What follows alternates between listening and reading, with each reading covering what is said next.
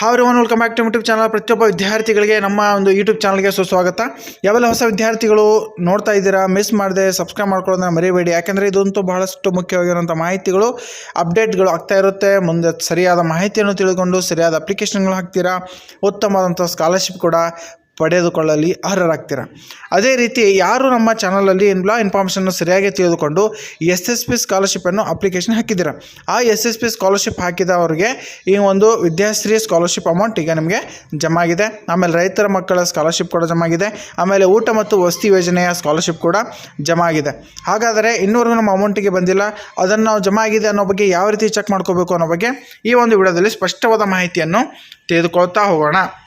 Okay, ಈ video ಪ್ರಾರಂಭ ಮಾಡೋಕ್ಕಿಂತ ಮೊದಲು ಯಾವೆಲ್ಲ ಹೊಸ ವಿದ್ಯಾರ್ಥಿಗಳು ನಮ್ಮ ಯೂಟ್ಯೂಬ್ ಚಾನಲ್ ನೋಡ್ತಾ ಇದ್ದೀರಾ, ಮಿಸ್ ಮಾಡದೆ ತೆಳಗಡೆ ರೆಡ್ ಬಟನ್ ಕ್ಲಿಕ್ ಮಾಡಿ ಸಬ್ಸ್ಕ್ರೈಬ್ ಮಾಡಿಕೊಂಡು ಸೈಡಲ್ಲ ಬೆಲ್ಲೈಕನ್ ಕ್ಲಿಕ್ ಮಾಡಿ ಆಲ್ ನೋಟಿಫಿಕೇಷನ್ ಅಂತ ಓಕೆ ಮಾಡ್ಕೊಳ್ಳಿ. ಆಮೇಲೆ ಮುಂದಿನ ಎಲ್ಲ ಸ್ಕಾಲರ್ಶಿಪ್ ಅಪ್ಡೇಟ್ಗಳು ತಕ್ಷಣದಲ್ಲಿ ಪಡೆದುಕೊಳ್ಳಲು ಅರ್ಹರಾಗ್ತೀರಾ.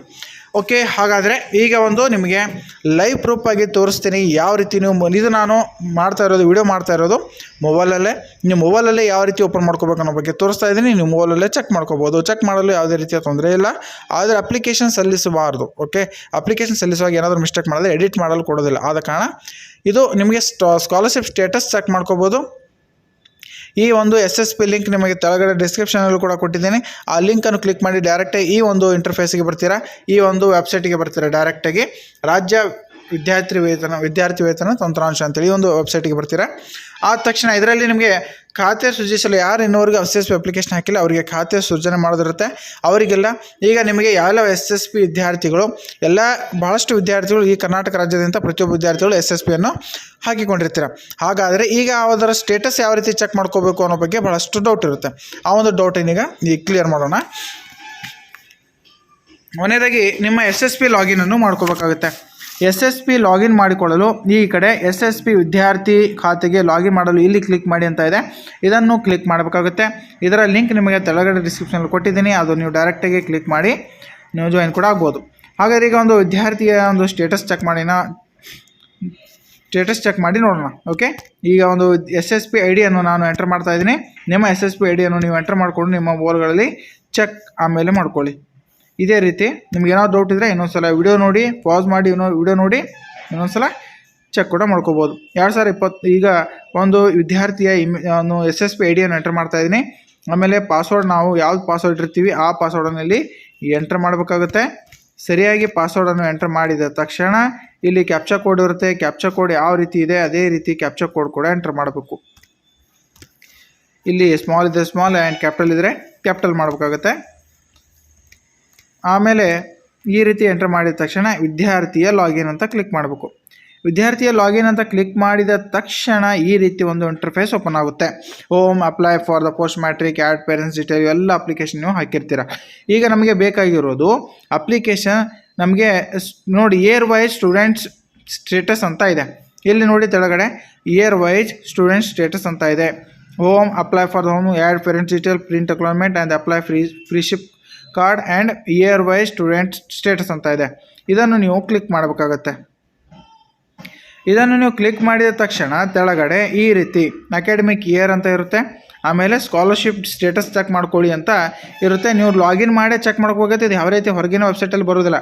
ನೀವು SSP ಎಂಟರ್ ಮಾಡಿ, SSP ID ಎಂಟರ್ ಮಾಡಿ, ಪಾಸ್ವರ್ಡ್ ಎಂಟರ್ ಮಾಡಿ ಇದನ್ನು ಚೆಕ್ ಮಾಡಬೇಕಾಗುತ್ತೆ. ಅಕಾಡೆಮಿಕ್ ಇಯರನ್ನು ನೀವು ಇಲ್ಲಿ ಮೆನ್ಷನ್ ಮಾಡಬೇಕಾಗುತ್ತೆ. ಅಕಾಡೆಮಿಕ್ ಇಯರ್ ನಿಮಗೆ ಈ ವರ್ಷದ ಸ್ಕಾಲರ್ಶಿಪ್ ಅಮೌಂಟ್ ಎಷ್ಟು ಬಂದಿದೆ ಈ ವಿದ್ಯಾರ್ಥಿ ಅನ್ನೋದು ನಾನು ನೋಡೋಸ್ಕೋಸ್ಕರ 2022-23ನೇ ಸಾಲಿನನ್ನು ಸೆಲೆಕ್ಟ್ ಮಾಡ್ಕೋತೀನಿ. ನೋಡಿ ಇಲ್ಲಿ ಇದನ್ನು ಸೆಲೆಕ್ಟ್ ಮಾಡಿದ ತಕ್ಷಣ 2022-23 ಅಂತ ಬಂತು. ಇಲ್ಲಿ ವ್ಯೂ ಅಂತ ಕೊಡಬೇಕು. ವ್ಯೂ ಅಂತ ಕೊಟ್ಟ ತಕ್ಷಣ ಅವರು ಕಾಲೇಜ್ ಕಲಿತಾ ಇರೋದು, ಇಲ್ಲಿ ಸ್ಟೇಟಸ್ ಇರೋದು, ಎಲ್ಲ ರೀತಿಯ ಇಲ್ಲಿ ಇನ್ಫಾರ್ಮೇಷನ್ ಇಲ್ಲಿ ಅಮೌಂಟ್ ಬರುತ್ತೆ. ಆಮೇಲೆ ಇಲ್ಲಿ ತೆಳಗಡೆ ಅಮೌಂಟ್ ನೋಡಿ ಎಷ್ಟು ಸ್ಯಾಂಕ್ಷನ್ ಆಗಿದೆ. ಚೀಫ್ ಮಿನಿಸ್ಟರ್ ರೈತ ವಿದ್ಯಾನಿಧಿ ನೋಡಿ ಬಹಳಷ್ಟು ವಿದ್ಯಾರ್ಥಿಗಳು ಕೇಳ್ತಾ ಇದ್ರಿ SSP ಅಪ್ಲಿಕೇಶನ್ ಹಾಕಿದ್ದೀವಿ, ಆಮೇಲೆ ರೈತ ವಿದ್ಯಾನಿಧಿ ಸ್ಕಾಲರ್ಶಿಪ್ ನಾವು ಮತ್ತೊಂದು ಹಾಕಬೇಕಾ ಅಂತೇಳಿ. ನೀವು SSP ಅಪ್ಲಿಕೇಶನ್ ಹಾಕಿದವರಿಗೆ ಯಾವುದೇ ರೀತಿಯ ಮತ್ತೊಂದು SSP ಅಂದರೆ ಮತ್ತೊಂದು ರೈತ ವಿದ್ಯಾನಿಧಿ ಸ್ಕಾಲರ್ಶಿಪ್ ಸಲುವಾಗಿ ಅಪ್ಲೈ ಮಾಡೋದು ಅವಶ್ಯಕತೆ ಇರೋದಿಲ್ಲ. ನಿಮ್ಮ FID ಮೂಲಕ ಡೈರೆಕ್ಟಾಗಿ ನಿಮ್ಮ SSP ಮುಖಾಂತರ ಅಮೌಂಟ್ ಕ್ರೆಡಿಟ್ ಆಗುತ್ತೆ. ಈ ಒಬ್ಬ ವಿದ್ಯಾರ್ಥಿ ನೀವು ಕೂಡ SSP ಮಾತ್ರ ಹಾಕಿತ್ತು, ಆದರೆ ಅವರಿಗೆ ರೈತ ವಿದ್ಯಾನಿಧಿ ಸ್ಕಾಲರ್ಶಿಪ್ ಕೂಡ ಜಮಾ ಆಗಿದೆ. ನೀವು ನೋಡ್ತಾ ಇರ್ಬೋದು ನೋಡಿ, ಚೀಫ್ ಮಿನಿಸ್ಟರ್ ರೈತ ವಿದ್ಯಾನಿಧಿ ಪ್ರೋಗ್ರಾಮ್ 11,000 ರೂಪಾಯಿ ಇದು ಜಮಾ ಆಗಿದೆ. ಆಮೇಲೆ ಫೀ ಸ್ಯಾಂಕ್ಷನ್ಸ್ ಟು ಸ್ಟೂಡೆಂಟ್ ಅಂದರೆ ಇದು ಊಟ ಮತ್ತು ವಸತಿ ಯೋಜನೆ ಆದಂತಹ SSPಯಲ್ಲಿ ಅದು 18,100 ರೂಪಾಯಿ ಜಮಾ ಆಗಿದೆ. ನೋಡಿ ಇಲ್ಲಿ ಅಮೌಂಟ್ ಸ್ಟೇಟಸ್ ಕೂಡ ಯಾವ ಬ್ಯಾಂಕಿಗೆ ಕ್ರೆಡಿಟ್ ಆಗಿದೆ ಅನ್ನೋ ಬಗ್ಗೆ ಕೂಡ ಇದೆ. ಇಲ್ಲಿ ನೋಡ್ಕೋಬೋದು ಸ್ಕಾಲರ್ಶಿಪ್ ಟೈಪ್ ಅಮೌಂಟ್ ಆಮೇಲೆ scholarship number account number and UTR number payment status success ಅಂತ ಇದೆ. ಇದು ಡೈರೆಕ್ಟಾಗಿ ಅಮೌಂಟಿಗೆ ಕ್ರೆಡಿಟ್ ಆಗಿದೆ, ಅಕೌಂಟಿಗೆ ಕ್ರೆಡಿಟ್ ಆಗಿದೆ.